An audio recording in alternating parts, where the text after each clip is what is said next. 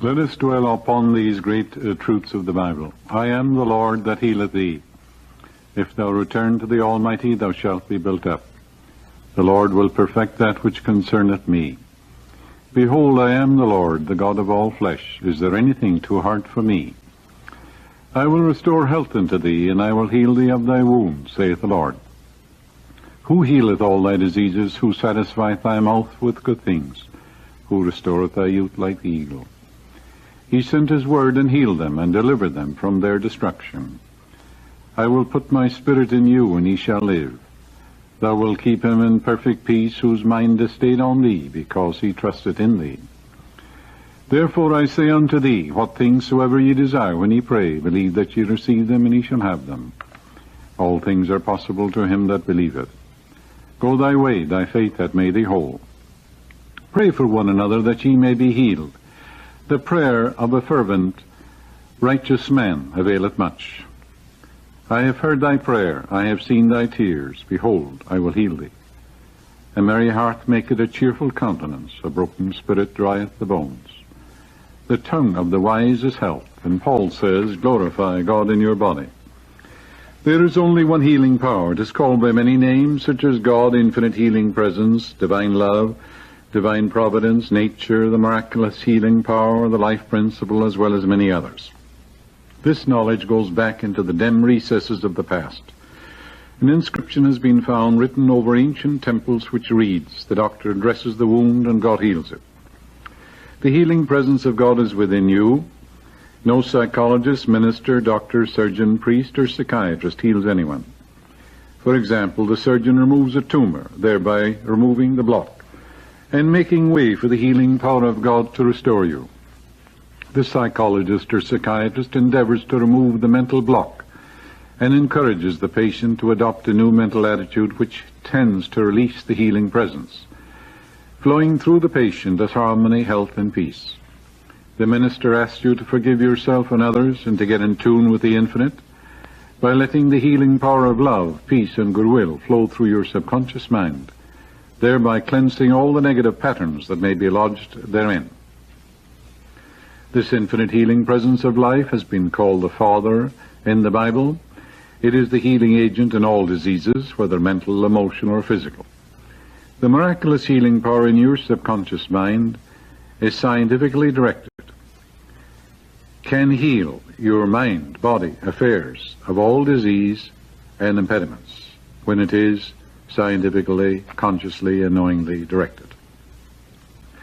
This healing power will respond to you regardless of your race, creed, or color. It does not care whether you belong to any church or whether you have any creedal affiliations or not.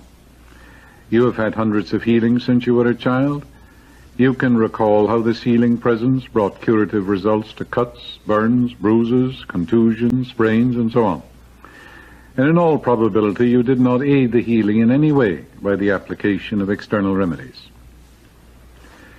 A few years ago, a young man from a local university came to see me with the complaint that he was constantly hearing spirit voices, that they made him do nasty things, and that they would not let him alone. Neither would they permit him to read the Bible or other spiritual books. He was convinced that he was talking to supernatural beings. This young man was clairaudient. Not knowing that all men possess this faculty to some degree, he began to think it was due to evil spirits. His superstitious beliefs caused him to ascribe it to departed spirits. Through constant worry, he became a monomaniac on the subject. His subconscious mind, dominated and controlled by an all-potent but false suggestion, gradually took over control and mastery of his objective faculties, and his reason abdicated its throne. He was what you would call mentally unbalanced, as are all men who allow their false beliefs to obtain the ascendancy. I explained to this university student that his subconscious mind is of tremendous importance and significance, that it can be influenced negatively and positively, but he had to make sure that he influenced it only positively, constructively, and harmoniously. The subconscious mind possesses transcendent powers, but it is at the same time amenable to good and bad suggestions. The explanation which I gave him made a profound impression on him. I gave him the following written prayer, which he was to repeat for 10 or 15 minutes, 3 or 4 times a day. God's love, peace, harmony, and wisdom flood my mind and heart. I love the truth, I hear the truth, and I know the truth. I know God is love, and his love surrounds me, enfolds me, and enwraps me. God's river of peace floods my mind, and I give thanks for my freedom. He repeated this prayer slowly, quietly, reverently, and with deep feeling, particularly prior to sleep. By identifying himself with harmony and peace, he brought about a rearrangement of the thought patterns and imagery of his mind. And a healing followed. He brought about a healing of the mind by repetition of these truths, coupled with faith and expectancy. My prayer for him was, John is thinking rightly, he is reflecting divine wisdom and divine intelligence in all his ways. His mind is the perfect mind of God, unchanging and eternal. He hears the voice of God, which is the inner voice of peace and love. God's river of peace governs his mind, and he is full of wisdom, poise, balance, and understanding. Whatever is vexing him is leaving him now, and I pronounce him free and at peace. At the end of a week, this young man was completely free and at peace. Some time ago, a woman told me that her child had a very high fever, was not expected to live. The doctor had prescribed small doses of aspirin and had administered an antibiotic preparation. The mother, who was involved in a contemplated divorce suit, was terribly agitated and emotionally disturbed. This disturbed feeling was communicated subconsciously to the child, and naturally the child got ill. Children are at the mercy of their parents and are controlled by the dominant mental atmosphere and emotional climate of those around them. They have not yet reached the age of reason, when they can take control of their thoughts, emotions, and reactions to life. The mother, at my suggestion, decided to become more at ease and relax her tensions by reading the 23rd Psalm, praying for guidance and for the peace and harmony of her husband. She poured out love and goodwill to him and overcame her resentment and inner rage. The fever of the child was due to the suppressed rage and anger of the mother, which was subjectively felt by the child and expressed as a high fever due to the excitation of the child's mind. Having quieted her own mind, the mother began to pray for her child in this manner. Spirit, which is God, is the life of my child. Spirit has no temperature. It is never sick or feverish. The peace of God flows through my child's mind and body. The harmony, health, love, and perfection of God are made manifest in every atom of my child's body. She is relaxed and at ease, poised, serene, and calm. I am now stirring up the gift of God within her, and all is well. She repeated the above prayer every hour for several hours. Shortly thereafter, she noticed a remarkable change in her child, who awakened and asked for a doll and something to eat. The temperature became normal. What had happened? The fever left the little girl because the mother was no longer feverish or agitated in her mind. Her mood of peace, harmony, and love was instantaneously felt by the child, and a corresponding reaction was produced. We are all natural-born healers, for the simple reason that the healing presence of God is within all men, and all of us can contact it with our thoughts. It responds to all. The healing presence is in the dog, the cat, the tree, and the bird. It is omnipresent. It is in the soil, and it is the life of all things. There are different degrees, whether the latter knows it or not, or whether he ascribes it to divine intercession or not, and a response takes place. But according to the patient's belief, is it done unto him. Remember the story in the Bible where the dead man was commanded, and he said to the dead man, Young man, I say unto thee, arise. And he that was dead sat up and began to speak. That's in the book of Luke. When it says the dead man sat up and began to speak, it means that when your prayer is answered, you speak in a new tongue of joyous health, and you exude an inner radiance. Your dead hopes and desires speak when you bear witness to your inner beliefs and assumptions. As a corollary to this, I would like to tell you about a young man I saw in Ireland a few years ago. He was a distant relative. He was in a comatose condition. His kidneys had not functioned for 3 days. His condition had been pronounced hopeless when I went to see him. accompanied by one of his brothers. I knew that he was a devout Catholic, and I said to him, "Jesus is right here, and you see him. He is putting his hand out, and at this moment is laying his hand upon you, and you are being healed this moment." I repeated this several times, slowly, quietly, and positively. He was unconscious when I spoke, or in a comatose condition, was not consciously aware of either of us. He sat up in bed, however, opened his eyes, and said to both of us, "Jesus was here. I know I am healed. I shall live." What had happened? This man's subconscious mind had accepted my statement that Jesus was there, and his subconscious projected that thought form, which of course he saw in his prayer book or in statues in the church. That is, this man's concept of Jesus was portrayed based upon what he saw in statues, paintings, and so on. He believed that Jesus was there in the flesh and that he had placed his hands upon him. Remember, whatever suggestion you give to your subconscious mind, it acts upon it, whether it's true or false. The readers of my book, The Power of Your Subconscious Mind, are well aware of the fact that you can tell a man who is in a trance that his grandfather is here now and that he will see him clearly.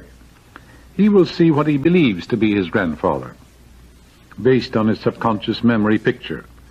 You can give him the same man a post-hypnotic suggestion by saying to him, "When you come out of this trance, you will greet your grandfather and talk to him," and he will do exactly that. This is called a subjective hallucination. The faith which was kindled in the subconscious of my Catholic relative, based on his firm belief that Jesus came to heal him, was the healing factor. It is always done unto us according to our faith, mental conviction, or just blind belief. His subconscious mind was amenable to my suggestion. His deeper mind received and acted upon the idea I had implanted in his mind. In a sense, you could call such an incident the resurrection of the dead. It was the resurrection of his health and vitality, according to his belief was it done unto him. True faith is based on the knowledge of the way your conscious and subconscious minds function, and on the combined harmonious function of these two levels of mind scientifically directed. Blind faith is healing without any scientific understanding whatsoever of the forces involved. The voodoo doctor or witch doctor in the jungles of Africa heals by faith. So do the bones of dogs, believed to be the bones of saints by the believer, or anything else which moves man's mind from fear to faith. In all instances, regardless of the technique, modus operandi, process, incantation, or invocation offered to saints and spirits, it is the subconscious mind that does the healing. Whatever you believe is operative instantly in your subconscious mind. This is a law of mind. Be like the little 8-year-old boy in Sunday school. Eye drops were not clearing up his eye infection, and he prayed as follows: "God, you made my eyes. I demand action. I want healing now. Hurry up. Thank you." He had a remarkable healing because of his simplicity, spontaneity, and childlike faith in God. Go thou and do likewise. Don't let the word incurable frighten you. Realize that you're dealing with the creative intelligence which made your body, and that although some men will say that healing is impossible, be assured that this infinite healing presence is instantly available. You can always draw on its power through the creative law of your own mind.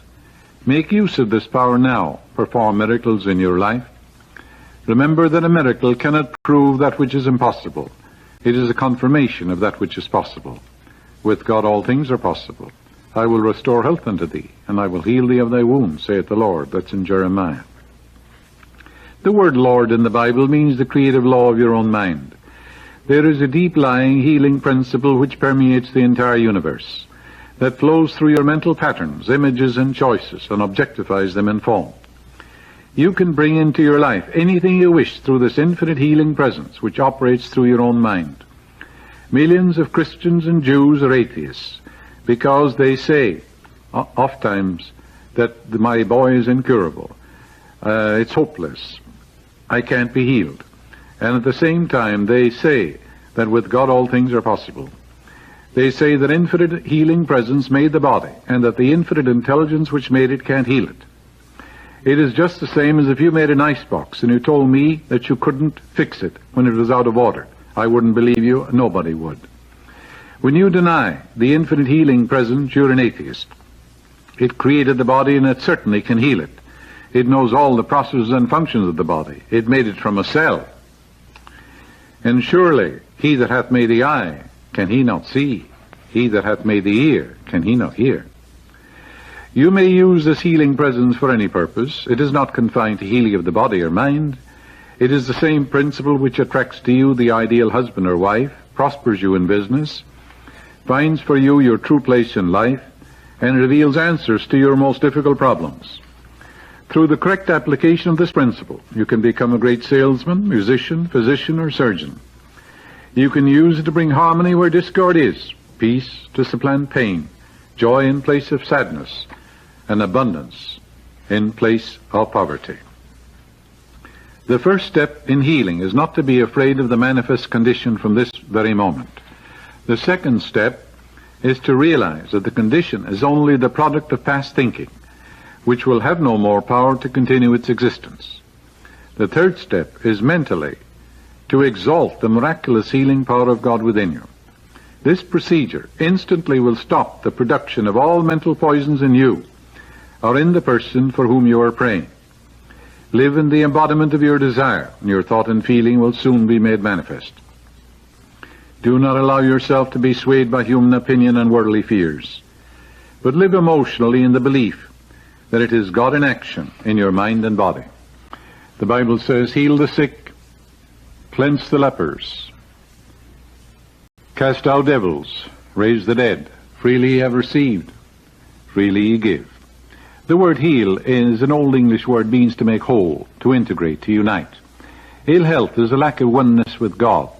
It means separation from the divine. He restoreth my soul, the psalmist says. Your soul is your subconscious mind. You can restore your subconscious mind to wholeness, beauty, peace, and serenity. Fill your conscious mind with life-giving patterns. Fill your mind with harmony, health, peace, wholeness, beauty, right action. Think from principles such as harmony, peace, beauty, love, joy. Preach the kingdom of heaven is at hand. You must preach it first to yourself. And the kingdom of intelligence and wisdom and power, the boundless love, the infinite intelligence of God are locked in your subconscious mind. Preach that to yourself. Teach that to your own faculties of mind. Teach your faculties of mind to give up their illusions, false beliefs, ill will, resentment, antagonism. You can't be healed and at the same time resent and hate and be full of self-condemnation. It's impossible. You must give up all of these false beliefs and accept that the Spirit is God. Wish for everyone what you wish for yourself, health, happiness, and peace, and all the blessings of life. Forgive yourself for harboring negative thoughts. Forgive everybody. Then you create a vacuum, and the Holy Spirit of God will rush in and heal you. Accept the fact that the Spirit in you is God. It's the only cause. And you do not give power to externals. You do not give power to the atmosphere, the winds, or the waves, or to germs, or to anything. Change your mind, and you change your body. Be transformed by the renewal of your mind. Fill your mind with the truths of God, and you will crowd out of your mind everything unlike God. It's like a pail of dirty water. If you have patience, and you drop by drop of clean water into it, after a while you and I can drink out of that pail of water. We'll have clean water. Likewise, when you fill your mind with the eternal verities, whatsoever things are true, lovely, noble, and godlike, you will expunge and obliterate from your deeper mind everything unlike God, and the healing will take place. Because thousands of cells are dying every second, and as you fill your mind with that which is lovely, noble, and godlike, then the tissues and the nerves and the cells will take on a spiritual overtone. And like spiritual penicillin, you will destroy the bacteria of fear, worry, and anxiety. Persistence and repetition work miracles in your mind. Reiterate the great truths, such as the healing power of God is now flowing through me, healing me and making me whole. The infinite healing presence made me. It knows how to heal. It knows all the processes and functions of my body. And I claim that the Holy Spirit is flowing through me now, animating, sustaining, healing, and restoring my whole being to wholeness, beauty, and perfection. This presence and power is flowing through you now, healing, vitalizing, and restoring your soul, because your soul is your subconscious mind. No matter what the problem is, no matter what the difficulty is, it is the negative pattern, a complex, a poison pattern, lodged in the recesses of your subconscious mind. And the lower is subject to the higher. Therefore, as you spiritualize your thoughts and feed your subconscious with life-giving patterns of wholeness, beauty, and perfection, the subconscious mind has no alternative but to be cleansed, and the healing will follow. It is no use to petition God and beg and beseech that you may be healed. God does not respond to your petition, to your begging or beseeching or supplication. The God presence responds to your belief, to your conviction, to your understanding. According to your belief is it done unto you. Permanent healing follows a real change of mind and heart, a reconditioning of your mind and your heart. Announce the kingdom of heaven to your own mind. Teach your faculties, your disciples, to give up fear, hate, resentment, false beliefs. Teach your faculties not to judge according to appearances, that the external thing is a condition. You don't give power to conditions. You give power to the Spirit within you, and you allow the healing power to flow through you. Your disciples are your disciplined qualities of mind. For example, you must discipline your vision. Where there is no vision, the people perish. If you vision yourself successful, whole, vision the doctor, congratulating you on your perfect health and harmony, you go where your vision is. If you have a poor vision or a poor estimate or blueprint of yourself, you'll be sick and frustrated and neurotic. When you have regularly, systematically, and vigorously reiterated to your mind the kingdom of harmony, health, and peace, and wisdom, and beauty, and boundless love are all within you, lodged in your deeper mind, when you convince yourself that the infinite healing presence which made you is almighty, there's nothing to oppose it or challenge it. It is there waiting to be released. Then your vision will soar, your faith will be kindled, and wonders will happen in your life, and healing will follow. For all things be ready, if the mind be so. Know that there's one presence and one power, and there is none else. Know this, and you will give power to nothing else in the universe. There is no principle of disease.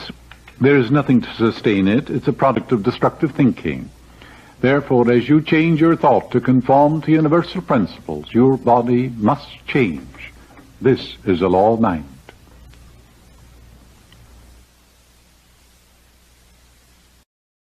Health and peace.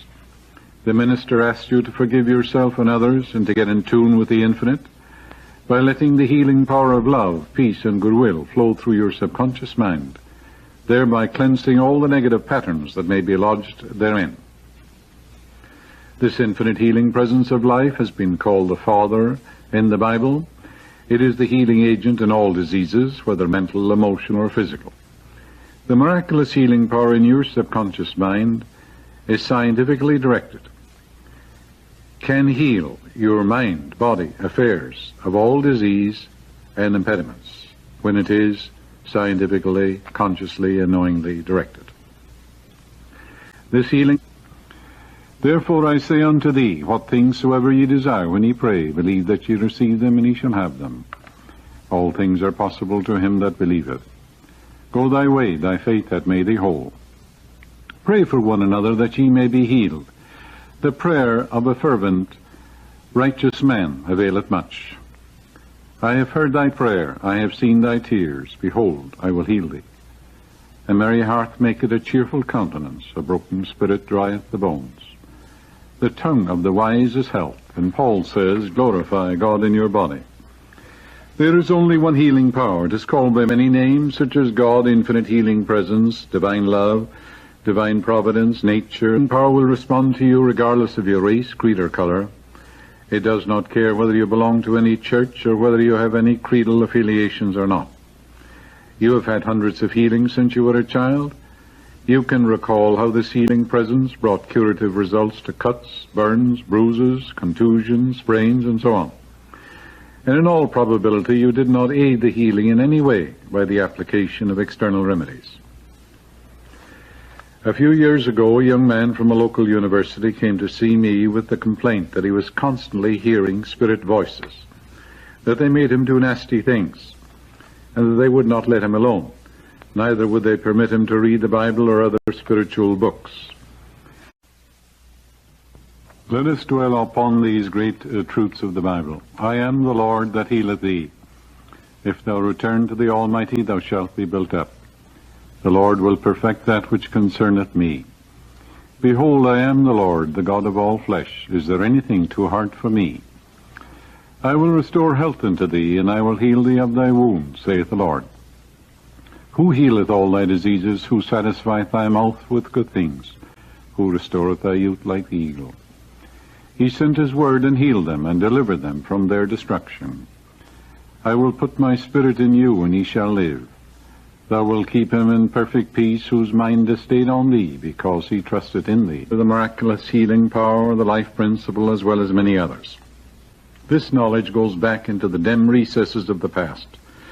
An inscription has been found written over ancient temples which reads, "The doctor dresses the wound and God heals it." The healing presence of God is within you. No psychologist, minister, doctor, surgeon, priest, or psychiatrist heals anyone. For example, the surgeon removes a tumor, thereby removing the block, and making way for the healing power of God to restore you. The psychologist or psychiatrist endeavors to remove the mental block and encourages the patient to adopt a new mental attitude which tends to release the healing presence, flowing through the patient as harmony. The whole world and all its treasures and the sea, air, and earth were here when you were born. Begin to think of the untold and undiscovered riches all around you, waiting for the intelligence of man to bring them forth.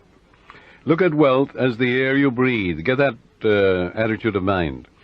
As Emerson said to the woman, who wanted to prosper, he took her down to the ocean. He said, "Take a look."